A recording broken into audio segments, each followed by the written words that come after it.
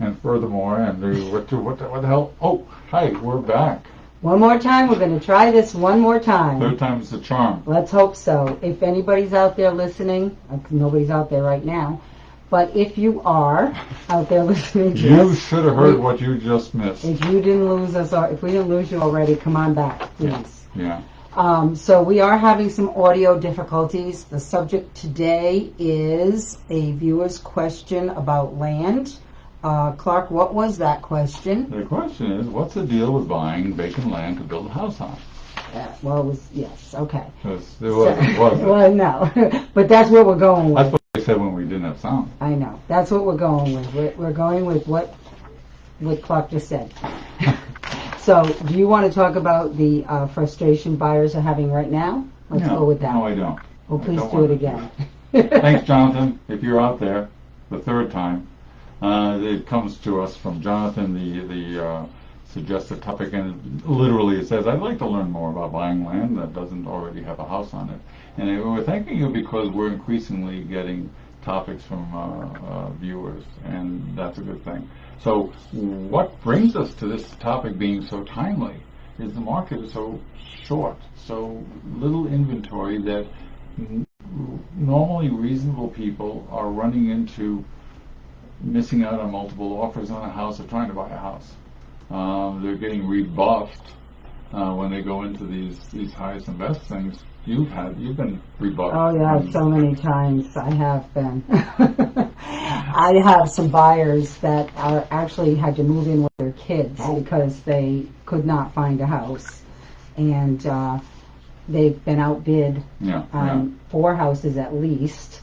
And what they're looking for, there's just not that much out there, and everybody's looking for the same thing. So it is a difficult time for someone who wants, especially if you need to move. There are people buying houses for vacation homes, but if you need to move, it's a tough time. There's not a lot of inventory out there. And the thing is, especially first-time buyers are usually reasonable people, and they may watch too many cable TV real estate shows or listen to Home Depot commercials because their thinking is, all right, if I can't buy a house that I like, why don't we just buy some land and build on it? Build it from stick built or modular built.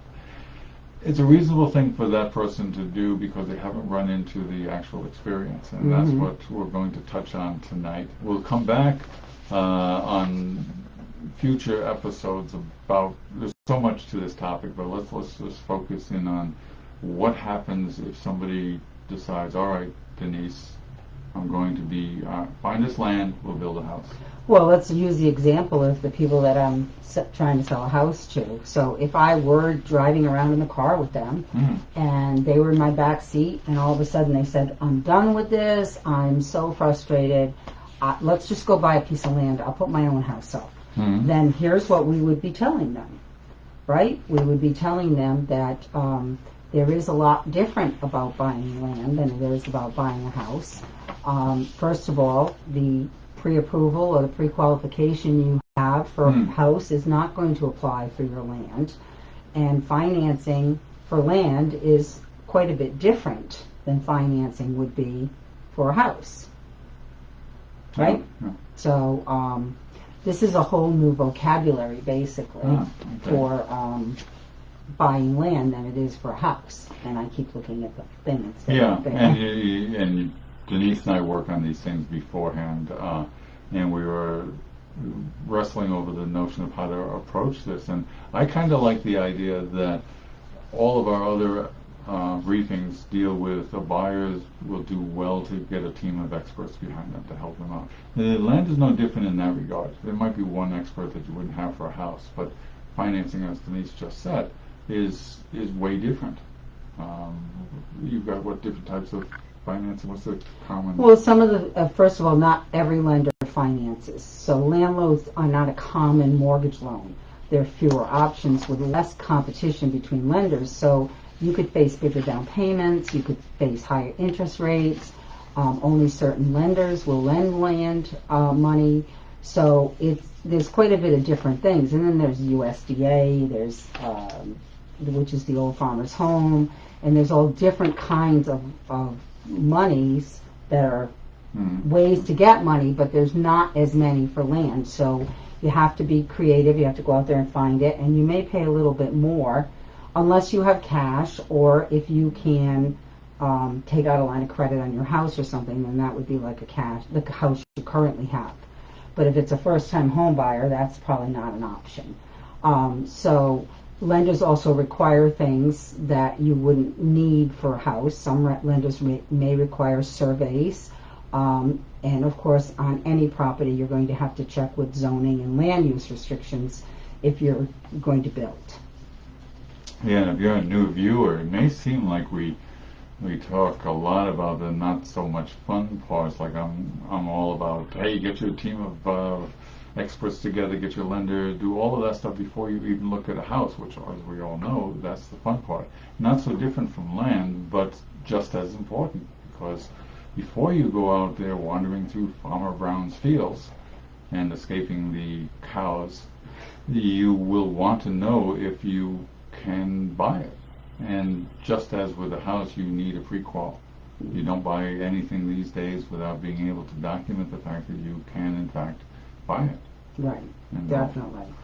so that kind of unfun stuff is still very important, because then it lets you have fun. Then you go out and you look for lots, you walk around in the woods, the agent tries not to get lost, that kind of stuff. You've gotten lost on lots, haven't you? I have got lost on Did you a lot. really? I did once, yes.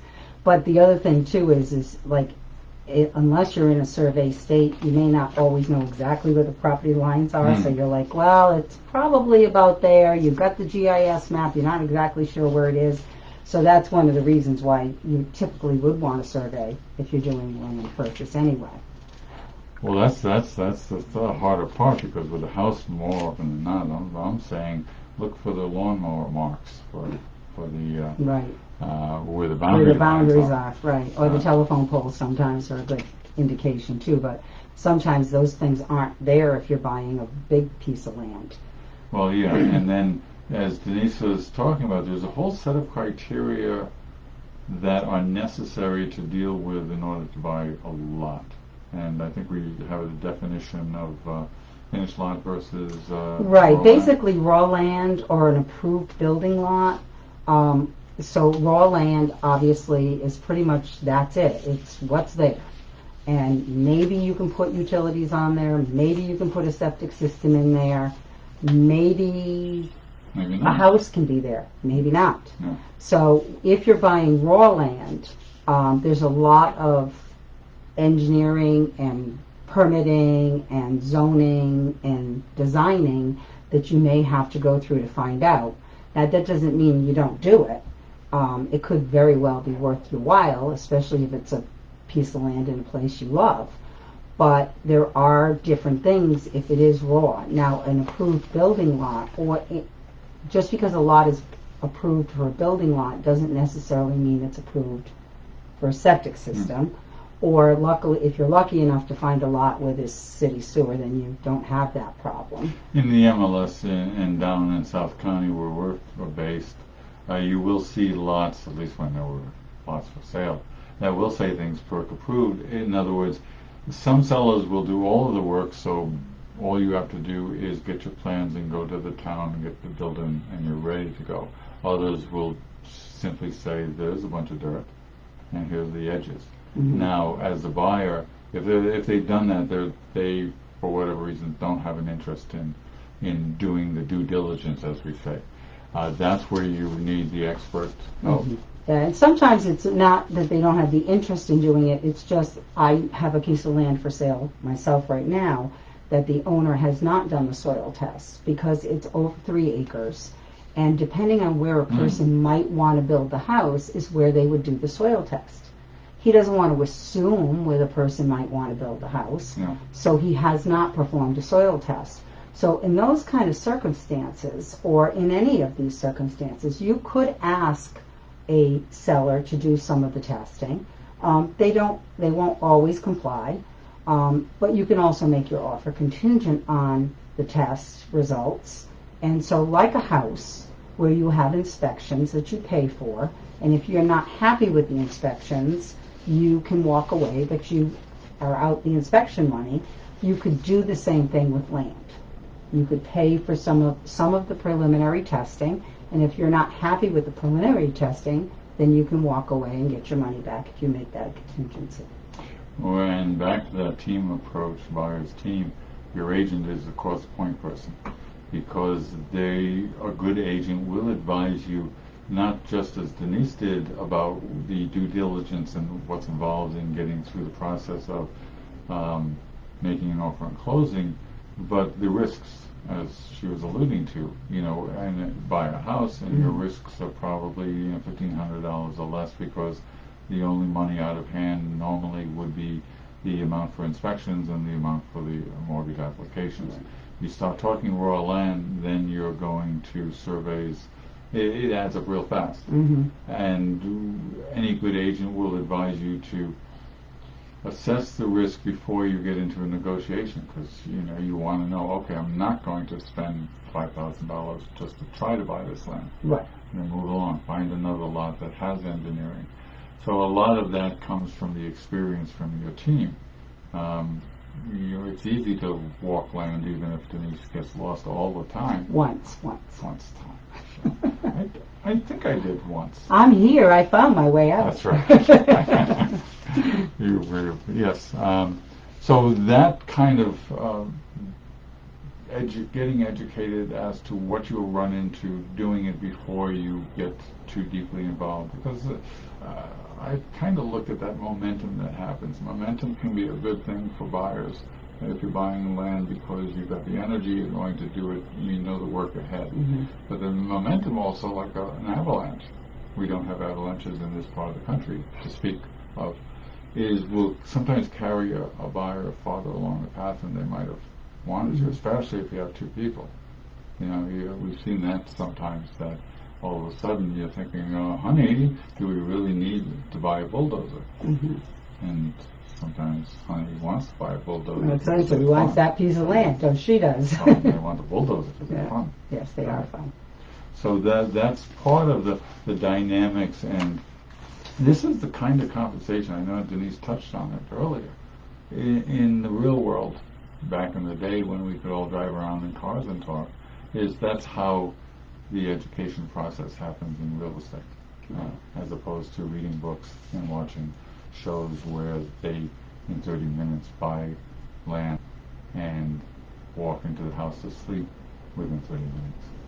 It doesn't always happen that way. No, it doesn't. But we're not saying that buying land is a bad thing. We're not. No. It's just that there are different things that you have to be aware of and look out for. And, for example, if you have a certain style of house that you want, the land that you purchase has to be in the right setting to have it. Yeah. Right? Well, there's that category. If you want a walkout basement, you can't have a piece of flat land. No. Or you're going to have to do a lot of digging. Yeah. Right? Yeah. So it does depend on what you want too. And, this is where, and thanks, Jonathan, for a topic that could take 6 hours, but the idea of when you look at why people choose to buy land, we talked about the current shortage of inventory. There's the other category of you just plain want to. And that's a bold statement. The idea is being prepared. It's always about that, because you know what we're all about. Stress reduction. That's right. I have a young couple that came to look at my lot, and they just want a new house. That's it. She doesn't want to buy anyone else's problems, in her words, not mine. And she wants a brand new kitchen, brand new bathrooms. She wants a brand new house. And so they are willing to do what it's going to take to get their piece of land. I believe that they have cash to buy the land. So once they buy the land, then they can probably get a mortgage for a construction mortgage. Yes, yeah. Which, you do have to have the land, I believe, first for that. So, I'm not trying to say that buying land is not, it's impossible. It's not. No. It's usually more technical and more, I don't want to say detailed than buying a house is, but it is more technical and detailed than buying a house is. That's right, it is. I guess I did say it. You just said that. Jeez, what the heck. But there are a lot of different options. Denise alluded to somebody who just wants the brand new house. Now you can go to a development. You can also, and part of your early work on resources would be builders. You can find builders who can work with you in terms of finding land or packaging the whole construction thing, because experience is everything. So if you see a lot, as Denise was alluding to, and you have a builder you like, then you get them out there and say, hey, what we're working. Well, there's another one of your professionals that you need as a buyer, is having the resources to find a contractor and engineers and all the things you have. And again, that's something as realtors that we can give you information on in our local areas. Yeah, because you'll be surprised at where the costs run up. Driveways, utilities, moving, if you're not right on the street, then every foot costs you X number of dollars. I think it's really nice to have a house way back, privacy and all that, till you have to put the driveway in and run the utilities up the driveway. Right. Then it's a little bit more expensive. Yeah. And the other thing, and this is all cautionary, and I would proudly say this in my car to the people in the back seat, is that modular homes are a great solution. However, they are not, sometimes people underestimate the cost. They'll see the cost. They're not as inexpensive as they used to be either. Yeah, and it approaches, not quite double, but the cost of connecting the two and the utilities is surprisingly high. Once again, you find your experts that can say, okay, in this case, in this particular lot, because that's usually the big variable. I've got a lot here, as you know, in Westerly, which will require work on the driveway before you do anything else. So doing homework, reducing the surprises. Where are we on time? It seems like we are doing this for 18 minutes now. Okay. So we're just about done. Okay. On this one, we had the others as well. The question I have, excuse me a minute. The question I have is, are those other two floating around out there? Yeah, they are. Oh, we man. have to delete those. No, leave The them up there. mines. Yeah, I did a puppet show, and it was funny, kind of tragic towards the end. We'll get back on topic. Okay. So I guess for now that's where we're going to end tonight, because we are almost out of time again. However, this is a really broad subject, and we will be doing other briefings on buying land. So if you have any, some you'll be able to hear us. So if you have any questions, subscriptions. We should charge people. No. For the one with the All sound. right, that's enough. All right. Put your questions in the chat box, or you can add them to our Facebook page. You can also go on Instagram, and we get questions there. So next week we will be answering another viewer's question about Dearta has asked us a question that we will try to get to next week. We're hoping to get to that. We have to do a little research on her question, but we will be trying to get there next week. And so don't forget us on YouTube. Subscribe to our channel. We're still trying to get our own name, so we need to get more subscriptions, because that's the way YouTube works. And Instagram. And join us next week, Wednesday night, 5:30, live on Facebook. We will try to have audio. I'll bet you we do this time. I think we'll work it out. And by the way, if there's a little noise in the audio this time, we really tried to avoid it, but this was the only one we knew would work. Yeah, the string was a little bit frayed from the tin can thing that we resorted to, but what can you do? It's the 21st century. Yeah. So watch us next Wednesday night, 5:30 live. Take care. Thank you. Yeah.